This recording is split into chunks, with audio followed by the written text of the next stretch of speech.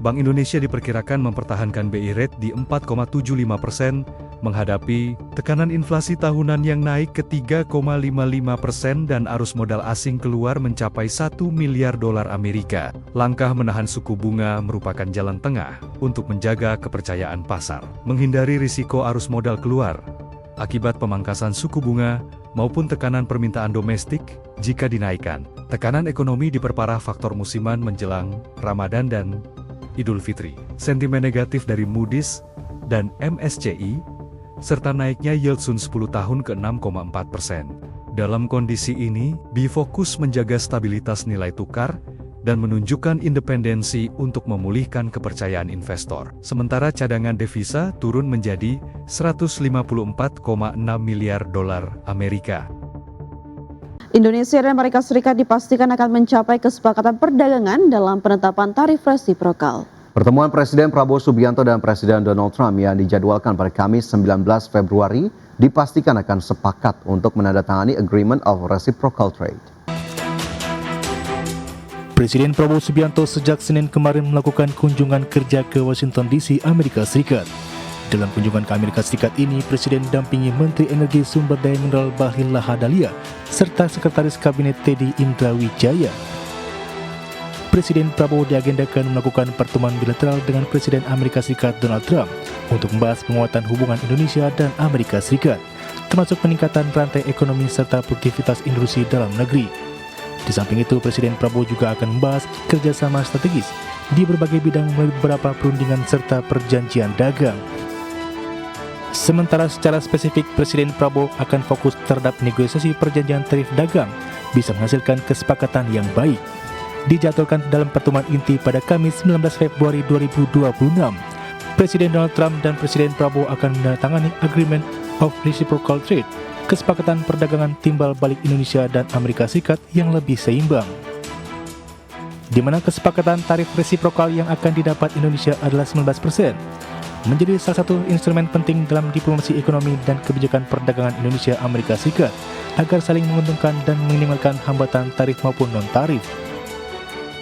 Di sisi lain, pemerintah menilai bahwa penguatan akses pasar ke Amerika Serikat sangat krusial bagi peningkatan ekspor nasional.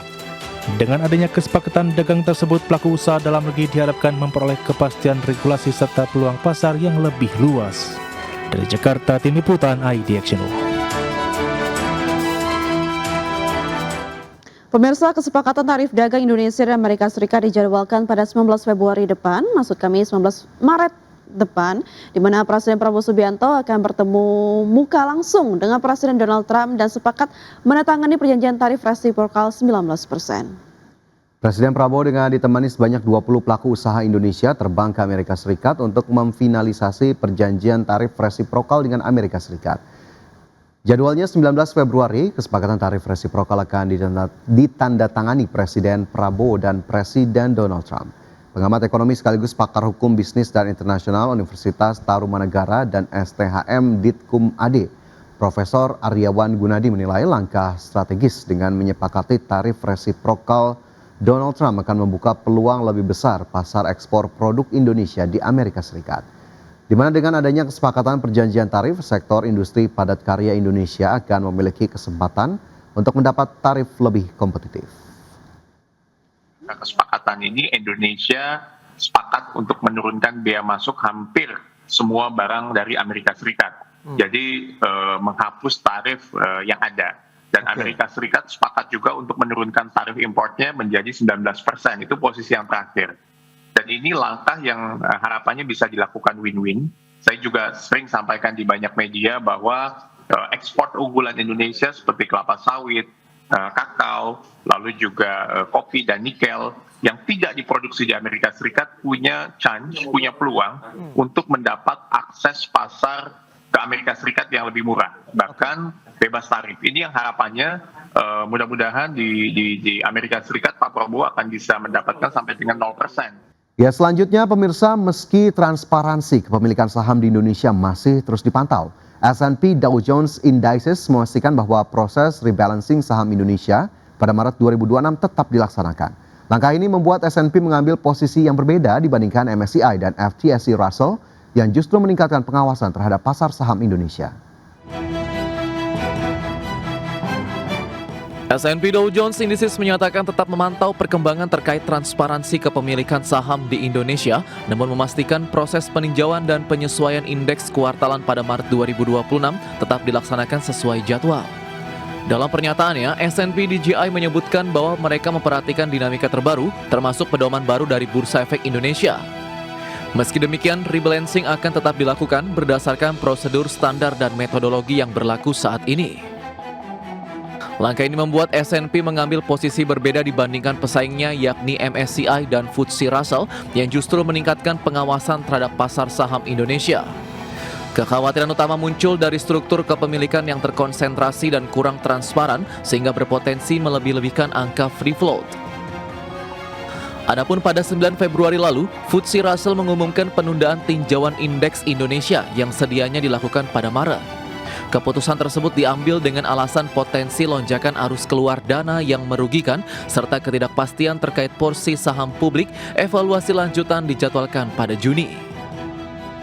Sebelumnya MSCI juga menyoroti isu aksesibilitas dan kelayakan investasi yang akan dikaji hingga Mei. Peringatan tersebut sempat memicu aksi jual besar-besaran di pasar saham Indonesia yang tercatat sebagai salah satu yang terbesar dalam hampir 3 dekade terakhir di kawasan Asia Tenggara. Berbagai sumber IDX Channel. Ya, selanjutnya dari bursa global, pemirsa, indeks saham Amerika Serikat berhasil mencatatkan sedikit kenaikan pada perdagangan Selasa setelah berjuang di awal perdagangan karena saham-saham teknologi pulih dari titik terendah sebelumnya. Kekhawatiran tentang kecerdasan buatan atau AI yang mengganggu model bisnis telah memicu aksi jual pada pekan sebelumnya, menyebabkan 3 indeks utama Wall Street mencatat penurunan mingguan terbesar sejak pertengahan November. Ya, berdasarkan data perdagangan pada perdagangan Selasa, indeks Dow Jones Industrial Average menguat 0,07% ke level 49.533, indeks S&P 500 menguat 0,1% ke posisi 6.843, dan indeks Nasdaq Composite naik 0,14% ke level 22.578.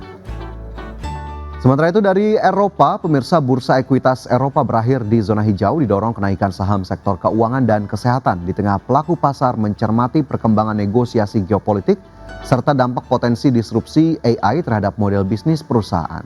Indeks Stoxx 600 ditutup naik 0,45% ke level 621,29. DAX Jerman menguat 0,8% ke posisi 24.998 dan indeks FTSE 100 Inggris meningkat 0,79% ke level 10.556. PT Matahari Putra Prima Tbk meraih penjualan bersih senilai 7,25 triliun rupiah di sepanjang tahun 2025, tumbuh 1,9% year on year. Meski penjualan bertumbuh, perseroan masih membukukan rugi tahun berjalan sebesar 152,19 miliar rupiah di tahun 2025. Emiten retail pengelola hypermart PT Matahari Putra Prima Tbk meraih penjualan bersih senilai 7,25 triliun rupiah sepanjang 2025 atau tumbuh 1,9% dari capaian tahun sebelumnya. Berdasarkan laporan keuangan, kenaikan top line tersebut diikuti oleh penebalan laba bruto sebesar 2,8% menjadi 1,26 triliun rupiah, didorong oleh perbaikan bauran penjualan dan strategi merchandising. CEO PT Matahari Putra Prima Tbk Adrian Suherman menjelaskan bahwa kinerja tahun 2025 mencerminkan kemajuan berkelanjutan dalam memperkuat fundamental perseroan melalui pengelolaan biaya yang disiplin. Meskipun pendapatan mengalami pertumbuhan, perseroan mencatatkan laba operasional sebesar 26 miliar rupiah. Perolehan itu terkoreksi 23,1% jika dibandingkan dengan tahun sebelumnya yang mencapai 33 miliar rupiah. Penurunan tersebut dipicu oleh langkah perseroan yang tetap gencar berinvestasi pada inisiatif operasional, inovasi format retail baru, serta penyegaran produk demi memperkuat daya saing jangka panjang. Di sisi lain, perseroan masih mencatatkan rugi tahun berjalan sebesar 152,19 miliar rupiah pada 2025, membengkak dari rugi tahun 2024. Manajemen menyebutkan rugi ini dipengaruhi oleh beban non-operasional, sementara kinerja operasional inti retail diklaim tetap menunjukkan resiliensi. Untuk tahun 2026, perseroan akan fokus pada percepatan strategi berorientasi pelanggan dengan memastikan ketersediaan produk segar dan kebutuhan keluarga dengan harga terjangkau. Berbagai sumber IDX Channel.